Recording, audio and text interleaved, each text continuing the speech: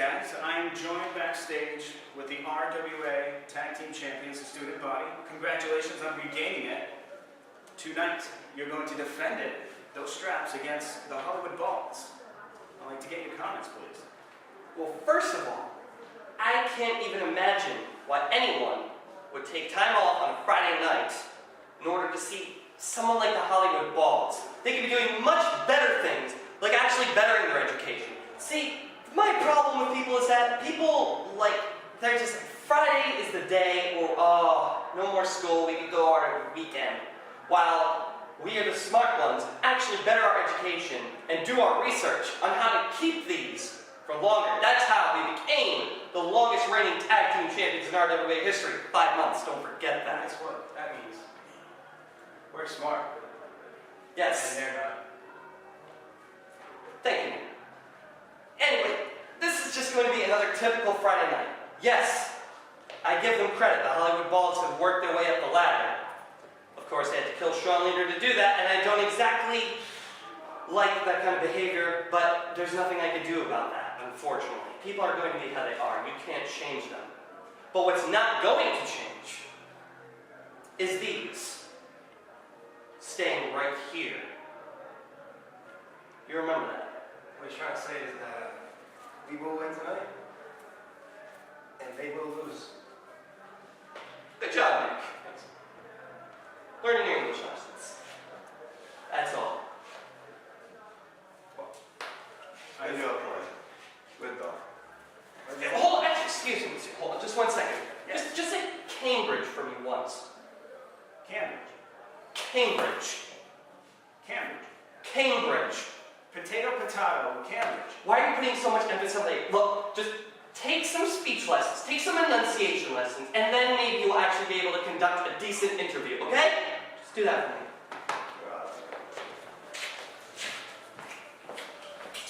I think I feel a little bit dumber. We're going to send it back to Bobby Rossi in the studio. And thank you for that update voice box. Newly crowned tag team champions, the student body. I don't think there's more of a controversial tag team champion. It appears as though Nick Varsity has been brushing up on possibly his literary skills, being more vocal than he's ever been before. But Mr. Hunter, are you providing your boys with the right guidance to preserve those championships? The Hollywood Balls is surely not a team to be reckoned with or taken lightly. They've been inching ever so close to claiming that championship as their very own. It's going to be interesting to see how well the student body fares up against the Hollywood Balls. Moving right along into the action that we have at our Chop Shop, folks, is a singles match between the Dean of Old School, Dante, and Dirt Deville. The Dean of Old School's been on somewhat of a roll since splitting up with OSI, and rehashing his Canadian roots. There's no way to hate on someone to go back to where they came from. Kicking it live, giving you the opening announcements, is Rob Massey. Take it away, Rob. Gentlemen, our opening contest is scheduled for one fall. Introducing first, he's accompanied by the New Jersey Brawler from the Hollywood Hills of Compton, California, weighing 210 pounds. He is the Compton Classic, Dirt Deville. Rare singles action for one half of the Natural Born Killers. Hello, everybody. I am Clem Cadiddlehopper alongside the Mouth, Mike Mifflin. We are here. What an interesting day it has been thus far.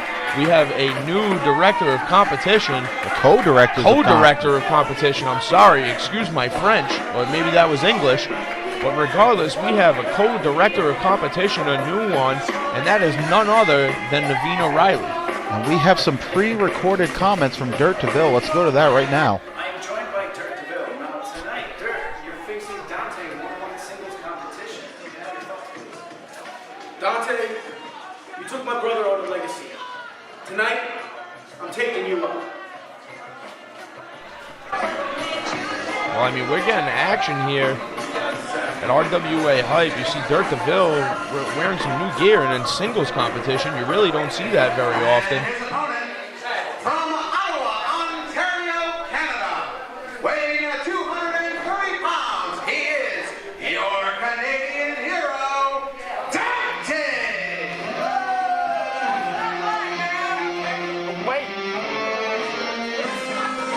Your Canadian hero, Mike Mifflin. I hate this guy. No, but he's your Canadian hero. Well, I'm not from Canada. Too bad. Oh, okay. You like Canadian bacon? I don't like bacon, actually. I'm on a health kick. I don't even eat sausage anymore, Were unlike you. Were you the fan of the Mountie? Pierre Roulette? No. Not a big fan. Then I guess he is not your Canadian hero, No. like you said. But he's been on a roll, and as Where does he get those? I'm not. You know, there's a guy from the PVD Social Club that hooks him up. Actually, Interesting. I didn't know if he got them from Deville's Bakery or not. I was hoping that it was a bakery product. And I didn't know. see, I see what you're saying. Oh, you went the other direction. I kinda see? did, I Well, kinda did. that's what happens. We are live in Oneyville, Providence. I am a victim of my surroundings. Victim of circumstance. Well, as you see, got off a little bit of a tangent there, but Dante going back to his Canadian roots and has been on a roll. Not a bakery roll, not any kind of roll other than a momentum type roll. Momentum type roll, exactly. Well, this should be a very interesting matchup. I mean, obviously, we have some classic matchups that are going to be happening here today. It's very, very interesting to see Dirt Deville in a one-on-one match rather than with his tag team partner, Bop Gun. Bop Gun obviously got stuck in the hills of Compton, California. A little bit of car trouble, perhaps. Well, that's what happens when you ride around in a lowrider. You might get blasted. Dirt Deville can barely see over the top rope. Still no shortage of talent. I know I've said that before. What is this being thrown at me? There is with the Canadian. Dante seems a bit insulted to even have to compete in this match. Well, I mean, could you really blame him? Paintbrushed him right across the face. And that angered the little man. Some hard forearms there. Shoots Japanese arm drag. Dante Ripping, ducking out. pulling at the Rob Van Dam hairstyle that he has. Receding and all. One half of the pint-sized players here. There's a bit of a momentum on his side right now to start this off.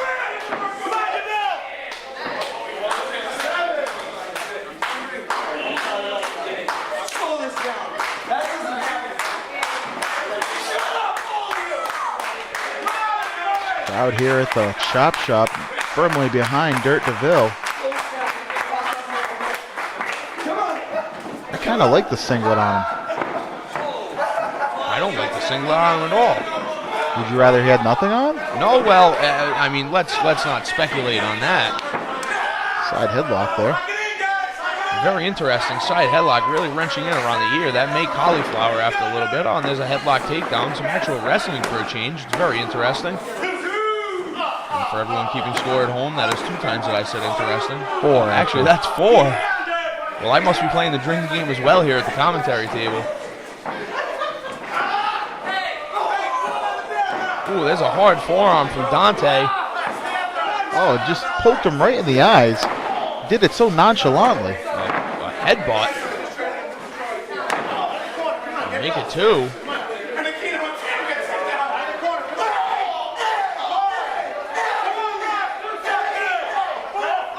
Repeated headbutts into the chest. I don't know how effective that is, other than trying to stop the man's heart. I really wouldn't try to do that. That's a hard kick to the back. True Canadian athletes wrestle like that. I beg to differ. I've never seen the likes of Bret Hart or Christian Cage or Edge. Vance Storm. Vance Storm, if I could be serious for a moment. Joey Legend. Joey Legend. I'm not familiar with his work. He was in WWF for a little while. You can't say that. They'll sue you. This guy, WWE, World Wrestling Entertainment. He was actually one part of the Mean Street Posse. Joey Abs. I see now. You see now. That's good. Rather you really follow up on your history and do your research before we do commentary. That's awesome. And as you can see, the Garvin stomp. And that was right on the top of the knee. That would break a man's leg, but his legs are so small that they're just very compact. I'll tell you what, if he ever stomped on my leg like that, I would have him deported back to Canada. So you'd steel horse him, in other words. I don't even know what is steel horsing. I'm not familiar with that. I guess you should do your homework when you're doing commentary now. Well, see, okay, I was referring to something that happened a long time ago, and you're talking about obviously something that's very new. Is that like planking? No. No, it's Well, not. I'm going to have to do some research on the steel horsing. I wish Bobby Rossi was here on commentary to screw it up again, like the last time he was on commentary with us. Oh man, you're gonna give him a mental breakdown. A complex. A complex, yes. Very Sits nice. him right down on his butt. That was very interesting. Stunner of sorts. On his ample posterior. As luck would have it, Dante very close to the ropes, able to just reach out and break the count. Side kick into the gut. The rolling Kapu kick. You don't see that very often. Barrel asses right into the referee. No other way to explain it. Deville going for the pin here. You may have him. 2. No such luck. Perhaps if he didn't knock him over, he may have had a 3 count there. Referee's slow to get over there. These two taking it to each other. Just punching him in the face, and here comes Dante with that hard forearm. Make it 2. On a chop to the chest. Make it 2 chops to the chest.